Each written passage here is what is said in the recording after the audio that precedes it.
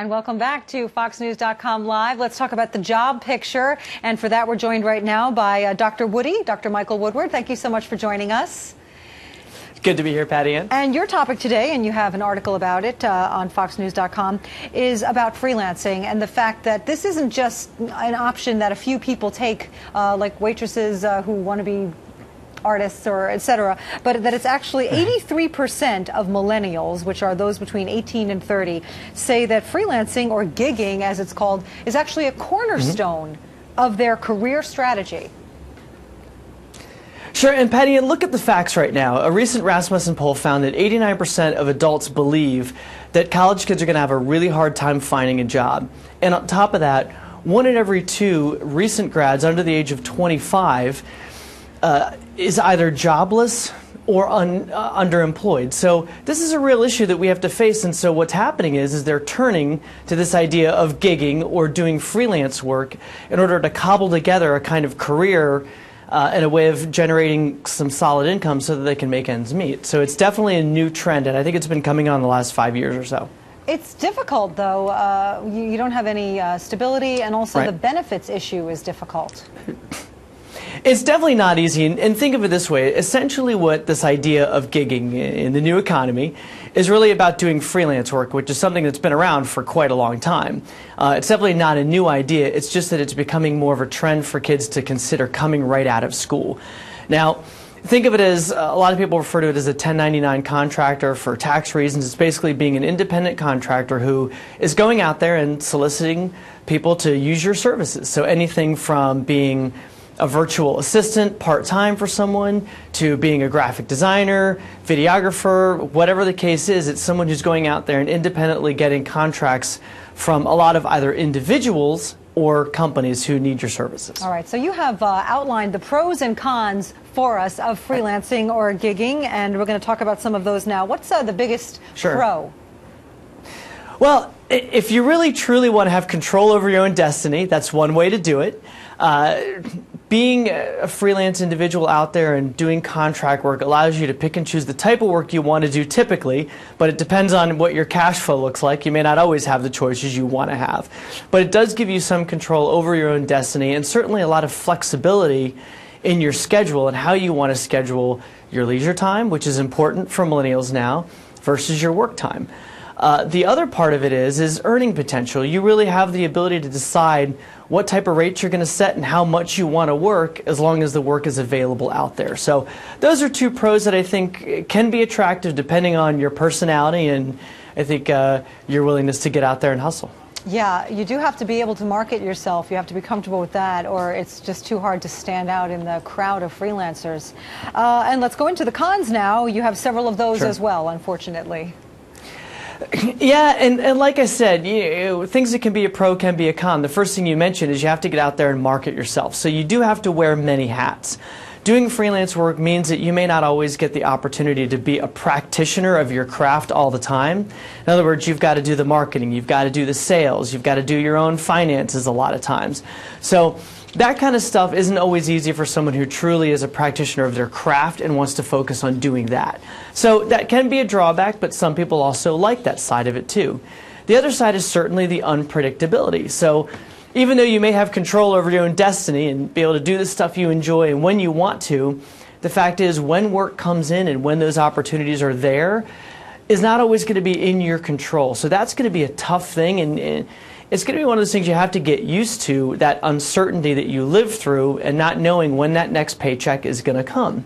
And that's another part of it also, is the financial, quote, instability. You don't have that regular paycheck coming in every 2 weeks or getting deposited in your account. So that can be a little stressful. Like I said, it depends on your personality and I think how resilient you really are.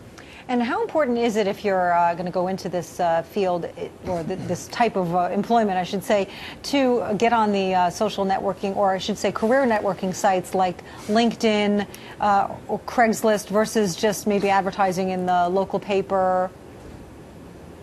Yeah, Patty Ann, you're absolutely right. The big challenge is getting yourself out there. And one of the assets that a lot of young folks, especially the millennial generation, has is they really have a good grasp and understanding of social media.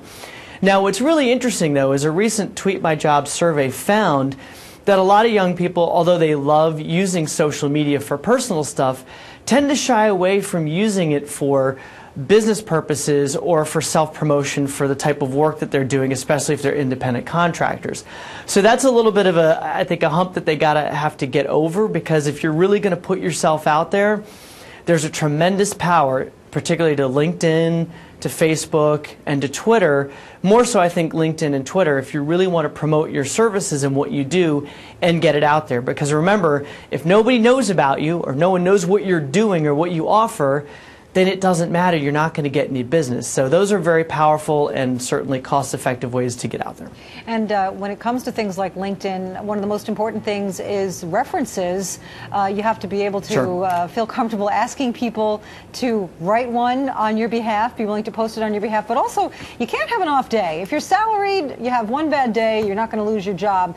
But you have to be really on your game every time you do a job, so that word of mouth is always going to be positive and you can get those references. Well, Patty, and you hit on something that's really important. It's that notion of word of mouth or personal referral. Remember, the job market, whether it's freelance work, whether it's consulting work, or getting a full-time job, hasn't always been about who you know. It's always been about who you know. So the key is using social media extends that sort of who you know network beyond just your close circles and those people that you're in regular contact with. So it's important to solidify that, like you say, with references to make sure that people are kind of working that chain of folks who know you through social media, so they feel more comfortable and they say, oh yeah, you know, I know Patty Ann through another friend of mine and I can refer them or link them together, and I believe that friend of mine. So I think you're right. It's very important to use it and use it very effectively that way. On the other hand, you have a lot of people who feel uncomfortable with LinkedIn, for example. If somebody says, oh, hi, you know, I want to list you as a connection, and you have to accept or reject them. Pretty hard to actually reject someone. So you can end up saying, oh, all right, I'll recommend you, or write down that you're a connection, which means I endorse you. And maybe you don't really. Well, first of all, I don't have any problem rejecting people. So, and you know, it's one of those things. Don't worry about it. It's not like they're going to track you down or find you. But here's the thing. It's probably more of an issue with Facebook, because Facebook tends to be more personal connections and more for your own personal use. So I think people tend to be more restrictive in their use of Facebook versus LinkedIn. You're trying to broaden and develop a larger network.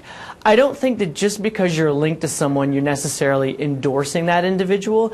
And I would hope that that isn't the case, because especially if you have a lot of connections on LinkedIn, you don't necessarily know what everyone's doing, who they're doing, the type of work they're doing, or how they're doing it, or whatever. So I think you have to be careful about that. I wouldn't say that it's an endorsement, but at the same time, it is a connection, and usually you're only just a couple degrees separated from a lot of people that are trying to connect to you. So you want to do your research and make sure that you're connecting with the right kind of folks, and monitor the stuff that they're posting, because if they're posting things that are weird or counter to your brand or what you believe in, you might want to de-link from them or jettison them from your world of connections, if you will. But wow, we're seeing the harsh it's one of those side things of you got to Dr. play Woody. the game. All right. Dr. Michael Woodward, thank you so much for joining us as always. And again, if you want to check out his article, it is on foxnews.com, and it's called Gigging, which is another word for freelancing, in the New Economy. Is it for you? And he's got the pros and the cons. So thank you again for joining us. Thanks so much.